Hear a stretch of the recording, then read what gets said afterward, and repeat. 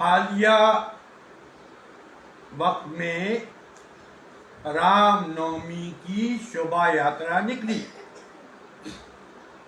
یہ بڑی خوشی کی بات نظر آئی کہ کچھ شوبھا یاتراؤں میں مسلمانوں نے شربت تقسیم کیا اور شربت تقسیم کیا، ہندوؤں کو ویلکم کیا، خوش آمدید کیا، اور اس سے ملک کی ایک اچھی فضا قائم ہوئی.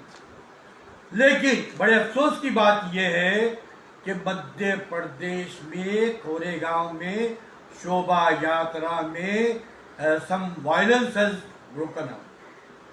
اب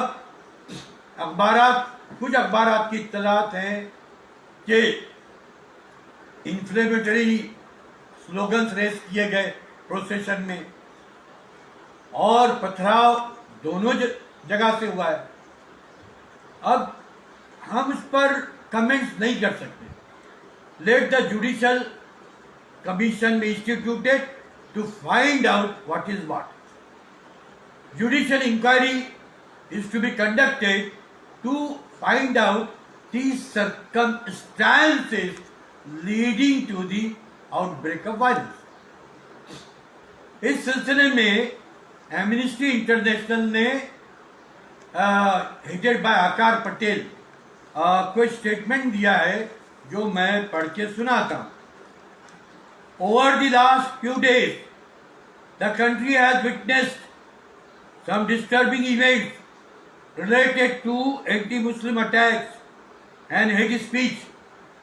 On top of it, the authorities' unlawful action of demolishing private property of people suspected of rioting, allegedly without notice or other due process, is a major blow to the rule of law.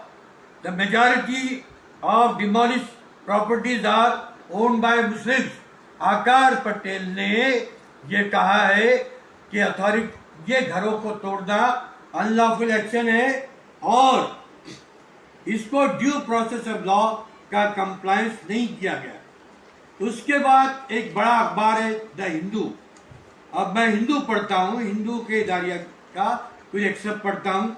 The role of law has a new interpretation.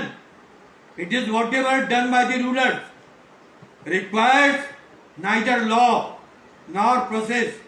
The demolition doesn't appear to be based on law. It is the collective punishment for the alleged acts of few. There is little doubt that it was a state-backed drive aimed at Muslims. اس میں قابل ذکر بات ہندو کی یہ ہے، ہندو اخبار کی، کہ یہ حکومت کی پشت پناہی سے ڈرائیو ہے جو مسلمانوں کو ایم کر رہا ہے، جو مسلمانوں کی طرف کر رہا ہے. یہ مسلمانوں کو اس کا نشانہ بنایا جا رہا ہے. یہ ہندو بول رہا ہے. اس کے بعد میں ٹائمز آف انڈیا کا ایڈیٹوریل میں سے ایک دو سطریں پڑھتا ہوں. The state's action of using its official apparatus to pursue remedial response outside the ambit of law and rights is a violation of due process and procedure. Times of India یہ کہہ رہا ہے کہ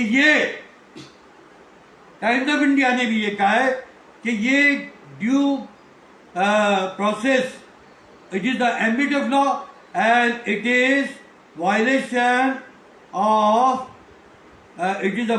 of due process and procedure. اس کے بعد جو ہے شیو سینا کی member of parliament Priyanka Chaturvedi نے کہا ہے کہ عدالتی کارروائی کے بغیر کسی کو مجرم سمجھنا پاور کا، یہ اقتدار کا نشہ ہے. پرینکا چترویدی نے کہا ہے کہ یہ نفرت پر مبنی ہے اور جس کے لیے تمام جمہوری اور آئینی قدروں کو پامال کیا گیا. What she has stated this has trampled upon the democratic process and human rights. اس کے بعد آپ دیکھتے ہیں کہ راجستھان کے سی ایم اشوک گہلوٹ نے کہا ہے کہ کسی کو اختیار نہیں ہے کہ لوگوں کے جرم ثابت ہوئے بغیر گھروں کو منظم کرے. ایک شعر مجھے یاد آ رہا ہے، اسی کا شہر وہی منصف وہی مدعی، وہی مدعی وہی منصف. ہمیں یقین تھا قصور ہمارا نکلے گا. اس پہ اسد الدین اویسی نے بھی کہا it's a collective punishment and it's violation of Geneva convention.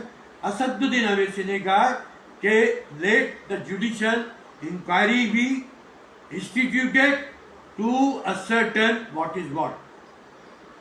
میں بہت چھوٹا آدمی ہوں، لیکن ہم بھی یہ کہتے ہیں کہ جوڈیشل انکوائری ہو اور جو بھی خطاوار ہو، irrespective of anything, irrespective of religion, irrespective of caste، جو بھی خطاوار ہو اس کو سزا دی جائے. He should not be spared. اس کو the person should not escape the clutches of law. اور آخر میں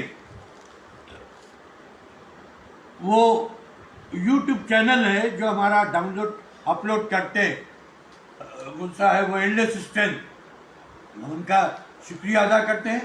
اور دوسری بات یہ ہے کہ ہم تمام لوگ ہندو، مسلمان، سکھ، کرسچن سب مل کے پارسی سب مل کر اس ملک کی فضا کو خوشگوار بنائے، اس ملک کی فضا کو دوستانہ بنائے، اور اس ملک میں جو نفرت کی آندھی چلی ہے اس کو روکا جائے. Thank you very much.